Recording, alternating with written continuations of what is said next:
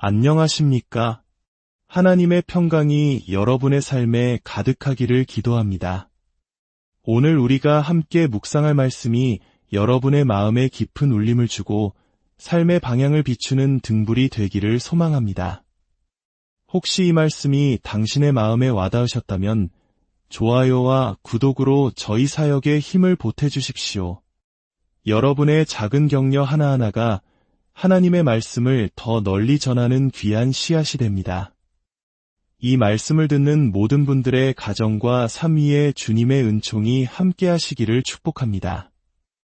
오늘 우리는 마태복음 22장 37절과 38절 말씀을 중심으로 당신의 마음을 위한 전쟁이라는 주제에 대해 이야기 나누고자 합니다. 미래에 우리가 치러야 할 가장 거대한 전쟁은 이 지구를 거대한 묘지로 만들 수 있는 핵무기로 싸우는 전쟁이 아닐 것입니다. 우리가 앞으로 마주할 가장 치열하고 중요한 전쟁은 바로 우리 각자의 마음이라는 전쟁터에서 벌어질 것입니다. 성경은 우리의 마음에 대해 많은 것을 이야기합니다. 이사야 26장 3절은 말씀합니다. 주께서 심지가 견고한 자를 평강하고 평강하도록 지키시리니 이는 그가 주를 신뢰함이니이다. 마가복음 12장 30절에서는 내 마음을 다하고 목숨을 다하고 뜻을 다하고 힘을 다하여 주 너의 하나님을 사랑하라고 하셨습니다.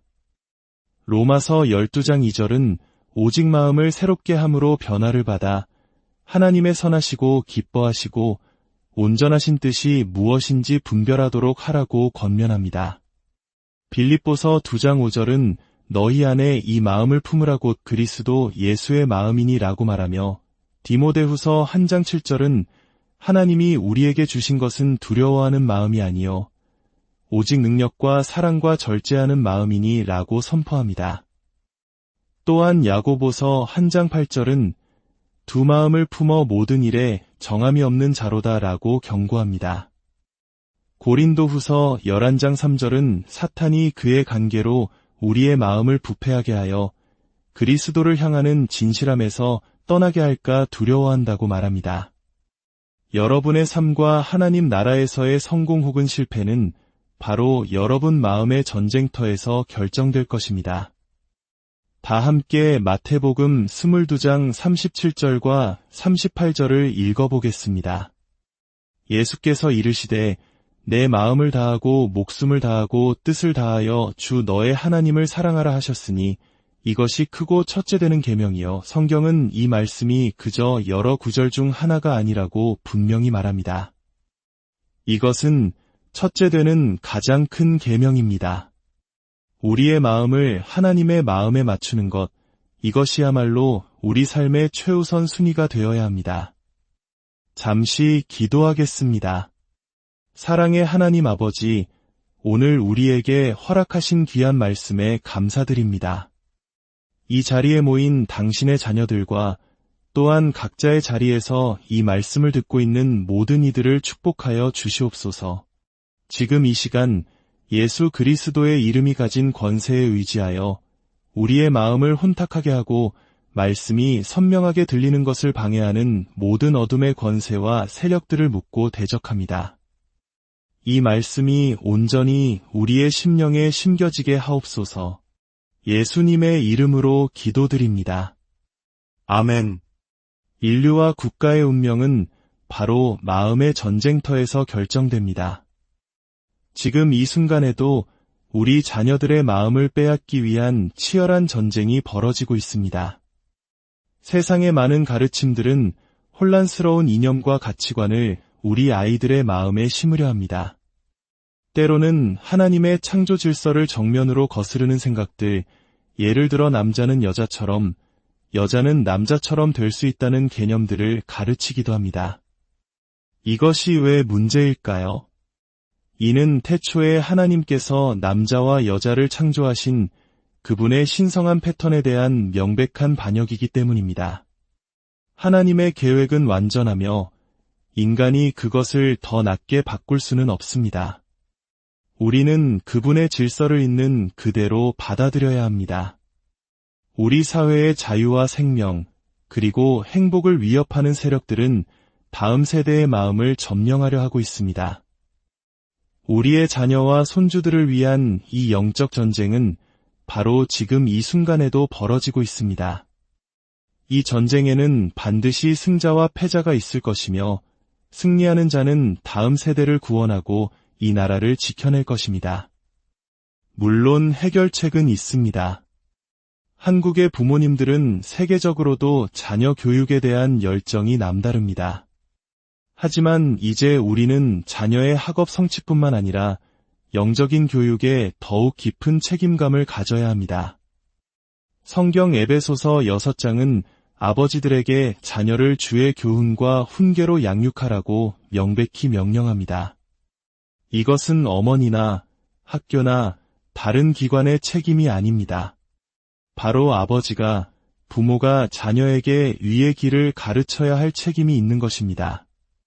우리가 만일 우리의 자유를 사용하여 우리의 신앙을 지키지 않는다면 우리는 결국 이 땅에서 신앙의 자유를 잃게 될 것입니다. 지금 이 사회는 선과 악, 옳고 그름, 진리와 거짓 사이의 거대한 영적 전쟁터가 되었습니다.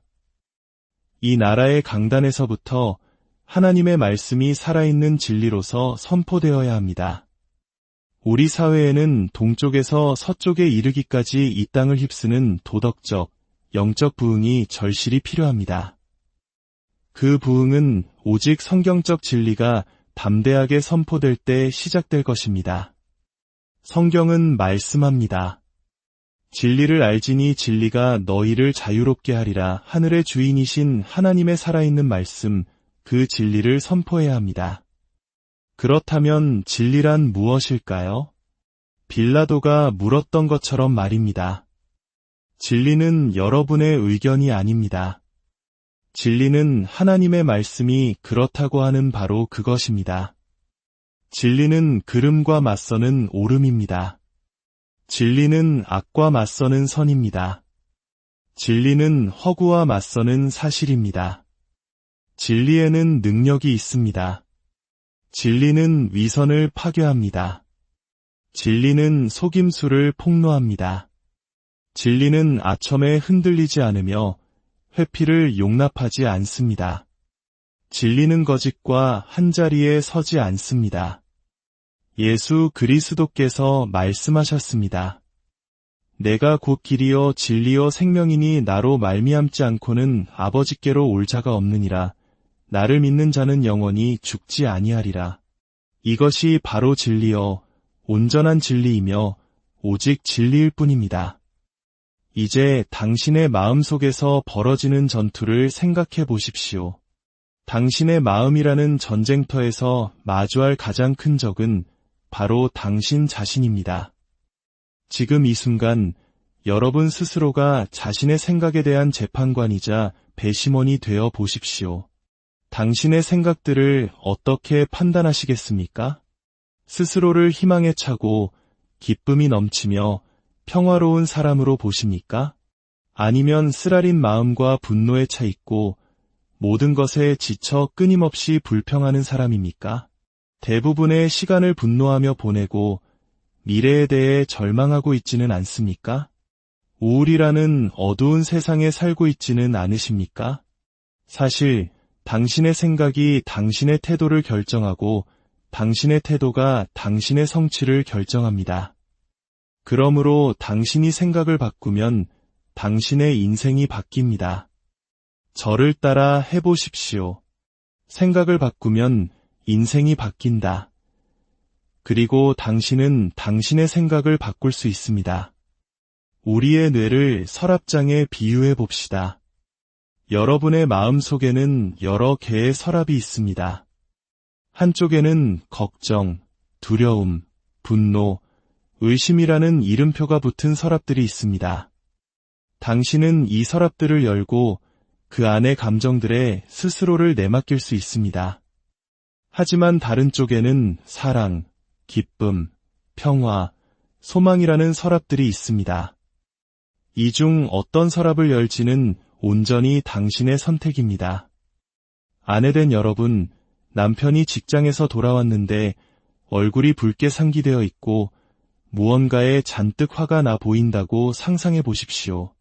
그가 저녁이나 차려와라고 퉁명스럽게 말한다면 그가 지금 분노의 서랍을 열었다는 것을 알 수 있습니다. 그때 아내는 남편의 손을 잡고 조용히 다른 방으로 데려가 이렇게 말해야 합니다. 여보, 다른 서랍을 열어봐요.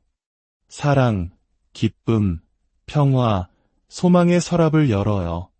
그 마음이 들면 다시 들어와요. 인생에서 실패가 보장된 사람은 끊임없이 걱정하는 사람입니다. 당신의 걱정은 하나님께서 당신을 돌보실 것이라는 믿음이 없다고 말하는 것과 같습니다. 반면 사랑과 기쁨, 평화와 소망으로 가득 찬 사람은 주변 환경이 어떻든 상관없이 기쁨이 넘치는 삶을 살게 될 것입니다. 세상의 거짓된 소식들과 부정적인 이야기들이 우리의 마음을 독처럼 병들게 한다는 것을 압니다. 텔레비전을 켤 때마다 들려오는 세상의 소식들은 우리에게 두통을 안겨주기에 충분합니다. 하지만 그 모든 소란에서 눈을 돌려 예수 그리스도의 십자가를 바라보십시오. 그분은 우리 믿음의 창시자여 완성자이십니다. 사랑, 기쁨, 평화, 이 모든 것이 예수 그리스도 안에 있습니다. 사람이 마음에 생각하는 대로 그는 그런 사람이 되는 법입니다. 태도란 무엇일까요? 태도는 내면의 감정이 외부 행동으로 표현되는 것입니다. 그래서 당신의 태도는 말 한마디 하지 않아도 드러납니다. 태도는 당신 마음의 초상화이며 당신 자신을 세상에 드러내는 방식입니다. 그 뿌리는 숨겨져 있지만 열매는 항상 보입니다. 태도는 우리의 가장 좋은 친구가 될 수도 가장 무서운 적이 될 수도 있습니다. 사람들을 우리에게 끌어당기기도 하고 밀어내기도 합니다. 당신의 성공과 실패를 결정하는 것이 바로 태도입니다. 그리스도의 마음을 품은 신자는 어떤 상황이 닥쳐도 흔들리지 않는 반석 같은 확신을 가집니다. 우리 그리스도인들은 굳건한 믿음의 척추를 가져야 합니다. 세상의 불신자들이 자신의 신념을 위해 목소리를 높이는 것처럼 우리도 우리가 믿는 바를 위해 당당히 서야 합니다. 누군가 당신의 믿음에 동의하지 않는다고 해서 고개를 숙이고 지배당하지 마십시오. 성경이 무엇을 말하는지 담대하게 전하십시오. 세상은 혼란과 불확실로 가득 차 있습니다. 많은 이들이 미래에 대한 두려움 속에 살아갑니다. 그러나 우리는 압니다. 머지않아 나팔 소리가 울려 퍼지고 살아있는 자들은 공중으로 들려 올라가 주님을 맞이하게 될 것입니다. 당신의 태도는 당신의 선택이지 우연이 아닙니다. 당신은 당신이 직면하지 않는 것을 결코 바꿀 수 없습니다. 하나님께서 당신을 믿으시기 때문에 당신도 스스로를 믿는 법을 배워야 합니다. 여러분은 지극히 높으신 하나님의 아들딸입니다. 하늘의 왕족의 피가 당신의 혈관에 흐르고 있습니다. 과거가 당신을 지배하게 두지 마십시오. 다른 사람이 당신을 통제하게 두지 마십시오. 하나님은 당신이 태어났을 때 특별한 존재를 창조하셨습니다. 하나님은 결코 무가치한 존재를 만들지 않으십니다. 당신의 성공은 당신의 생각과 연결되어 있습니다. 직업이 사람을 만드는 것이 아니라 사람이 직업을 만듭니다. 당신의 생각이 당신의 운명을 지배합니다. 나는 할 수 없어라고 말하는 것을 멈추고 내게 능력 주시는 자 안에서 내가 모든 것을 할 수 있느니라고 선포하십시오. 만약에 라고 말하는 것을 멈추고 하나님의 은혜로 나는 할 것입니다 라고 말하십시오. 불가능해 라고 말하는 것을 멈추십시오. 믿는 자에게는 능치 못할 일이 없기 때문입니다. 사람들은 말합니다. 나는 전문가가 아니에요. 타이타닉호는 전문가들이 만들었지만 노아의 방주는 아마추어가 만들었다는 것을 기억하십시오. 당신은 어느 배에 타고 싶으십니까? 야고보 사도는 의인의 태도를 보여줍니다. 그는 너희가 여러 가지 시험을 당하거든 온전히 기쁘게 여기라고 말했습니다. 고난 없는 인생이란 없습니다. 고난은 당신이 인류의 일원이라는 증거입니다. 예수님께서도 제자들에게 말씀하셨습니다. 너희가 내 이름으로 말미암아 모든 사람에게 미움을 받을 것이나 끝까지 견디는 자는 구원을 얻으리라. 우리는 왜 기도 시간에는 졸음이 오는데 3시간짜리 영화는 밤새워 볼 수 있을까요? 왜 성경을 읽을 때는 지루함을 느끼면서 300페이지짜리 소설은 쉽게 읽을 수 있을까요? 왜 세상의 유명인사를 숭배하는 것은 쉬운데 살아계신 하나님을 경배하는 것은 어려울까요? 지금이야말로 위에 줄이고 목마를 때입니다. 고난이 하나님께서 당신을 사랑하지 않는다는 뜻은 아닙니다. 고난은 당신을 강하게 만듭니다. 당신의 인내를 시험합니다. 당신이 유한한 존재임을 당신의 힘과 지식만으로는 충분하지 않음을 깨닫게 합니다. 성경은 말합니다. 너는 마음을 다하여 여호와를 신뢰하고 내 명철을 의지하지 말라. 너는 범사에 그를 인정하라. 그리하면 그가 내 길을 지도하시리라. 의인의 태도를 가질 때 당신은 악마의 눈을 똑바로 쳐다볼 수 있습니다. 승리는 그리스도를 통해 이미 우리의 것이기 때문입니다. 지옥의 세력들을 두려워하지 마십시오. 성경은 마귀를 대적하라. 그리하면 너희를 피하리라고 말씀합니다. 사탄은 당신을 두려워합니다. 당신이 그를 두려워할 필요가 없습니다. 과거를 극복하는 방법에 대한 사도 바울의 가르침을 들어보십시오. 뒤에 있는 것은 잊어버리고 앞에 있는 것을 잡으려고 푯대를 향하여 그리스도 예수 안에서 하나님이 위에서 부르신 부름의 상을 위하여 달려가노라. 의인의 태도는 문제를 기회로 바꿉니다. 저항이 없다면 당신이 하는 일은 가치 없는 일일 수 있습니다. 물에 저항이 없다면 배는 뜰 수 없습니다. 공기에 저항이 없다면 비행기는 날 수 없습니다. 중력에 저항이 없다면 우리는 이 자리에서 걸어나갈 수조차 없습니다. 만약 당신이 돌벽에 부딪혔다면 인내하십시오. 굳게 버티십시오. 선한 싸움을 싸우십시오. 주의 이름을 부르짖으십시오. 기쁨은 아침에 찾아올 것입니다. 역경은 그리스도의 마음을 소유한 자들에게는 기회입니다. 역경은 하나님의 대학교입니다. 하나님께서는 당신을 역경이라는 용광로에 넣어 당신의 인내력을 시험하시기 전에는 아무도 크게 사용하지 않으십니다. 용광로 안에 있는 사람은 다음 승진을 기다리는 사람입니다. 혹시 지금 당신이 그런 상황에 처해 있습니까? 포기하지 마십시오. 하나님은 당신에게 그 압력을 견딜 기회를 주실 것입니다. 무엇이 당신을 포기하게 만듭니까? 이런 이야기가 있습니다. 한 어머니가 9살 아들에게 피아노를 가르쳤지만 실력은 늘지 않았습니다. 절망 속에서 어머니는 아들을 데리고 당대 최고의 피아니스트였던 파데레프스키의 연주회에 갔습니다. 극장에 들어서자 어머니는 옆 사람과 이야기에 빠졌고 그 사이 아들은 무대 위 거대한 피아노를 보고는 무대로 올라가 앉아 서툰 젓가락 행진곡을 치기 시작했습니다. 관객들은 경악했고 여기저기서 저 아이 좀 말려요 라는 외침이 터져나왔습니다. 무대 뒤에 있던 파데레프스키가 그 소리를 듣고 무대로 걸어 나왔습니다. 그는 소년을 보더니 그 옆에 조용히 앉아 속삭였습니다. 멈추지 마라. 계속 치렴. 그리고는 그 자리에서 즉흥적으로 소년의 서툰 젓가락 행진곡을 감싸는 아름다운 협주곡을 연주하기 시작했습니다.